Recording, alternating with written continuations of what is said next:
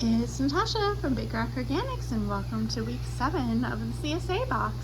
We are coming into some fun new things this week, and I would say the biggest highlight of this week is the sweet corn. So we do not have enough room on our property to do sweet corn, and so we have a local farmer here in Big Rock, Little Rock, they're right on the border, Phillips Farm, and it is a conventionally grown sweet corn, but it is harvested the morning of our boxes. It is delicious. We've been working with them for about 20 years or so, and they have really great corn. This is a white sweet corn, so enjoy that. In a few more weeks we'll have a bicolor, hopefully, sweet corn from them, and until we get more acreage and figure things out on corn, we do love sharing their corn with you guys, and it is so delicious and sweet.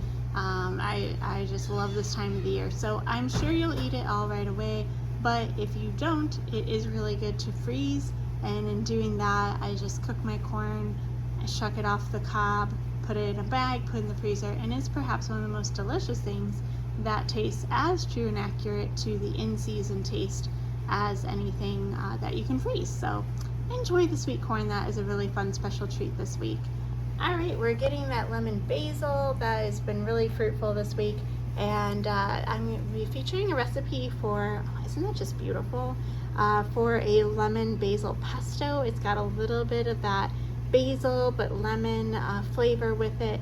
Just a reminder, don't use the flowers. We're trying to catch these before they start to flower, but they're getting a little bit away from us. The heat this week has been crazy, but enjoy that. And storing them, you want to store in a cup with a little bit of water just on the stems, and then a bag over top, and they'll store nicely for a couple of days on the countertop like that. So you can also make a very easy oil with the basil, and then that can be added for vinaigrettes and marinades and all kinds of delicious things, and that lasts nicely too if you freeze it. And I still have basil oil in my freezer that I need to use up, and it still looks fresh and gorgeous and green as the day I froze it. So enjoy. I don't know what motivated me to plant lemon basil. There's so many different kinds of basil, so we do have some other basils coming up later in the season, and more Italian basil, of course, but there's so many great aromatic basils, and you know, they can go with so many different things, just surprising things even.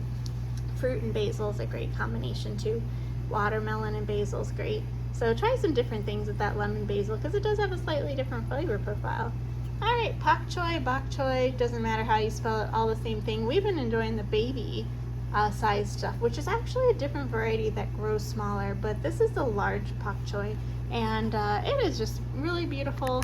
It is great for stir fry, it is great for saute, it's great in curry. I think I'm probably going to do a saute stir fry sort of thing this week. There's a lot of great flavors for that.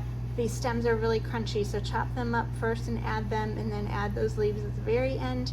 And it's also great in soups and things like that.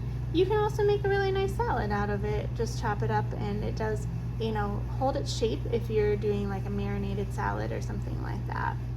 Alright, we've got a new onion. Like I said, we got a lot of onions, and we just pulled out our white onions for storage, and hopefully those will dry up really nicely.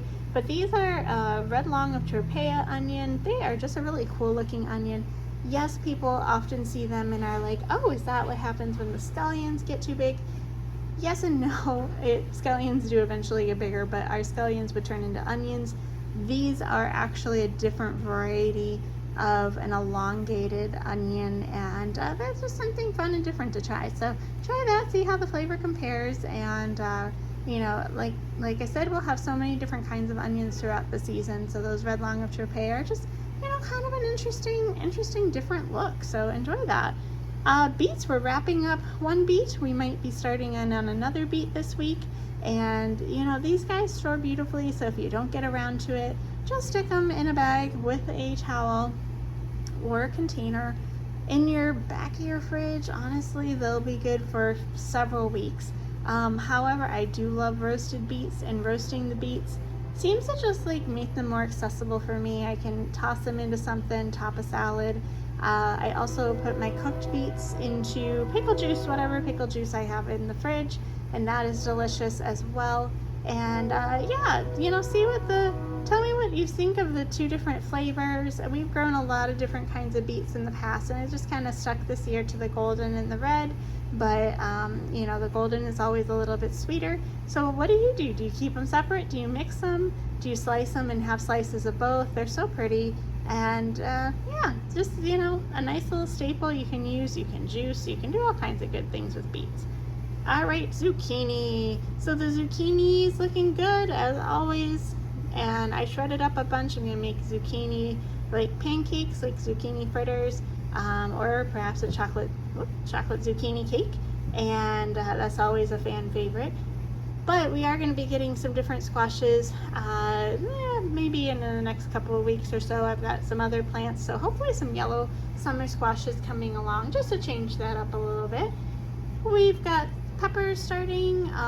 This week you might get a banana pepper. This is a banana, or you might get a jalapeno pepper, and then some bell peppers. And those peppers are so flavorful. And we had them out at the market. You could actually smell the smell of the peppers, you know, just from the sun basking on them. It was so delicious. So that is a fun addition, seeing peppers coming in. We've got those cucumbers. Our cucumber plants have been struggling. We've had some, you know, issues with the plants, and so hopefully they'll hang on for a little while longer, but we've been planting like crazy, so we should have some more cucumbers coming in and along all season long. All right, carrots. As always, love the carrots. We're finishing up one plot and we're starting a new plot. I'm not actually sure what color the new carrots are.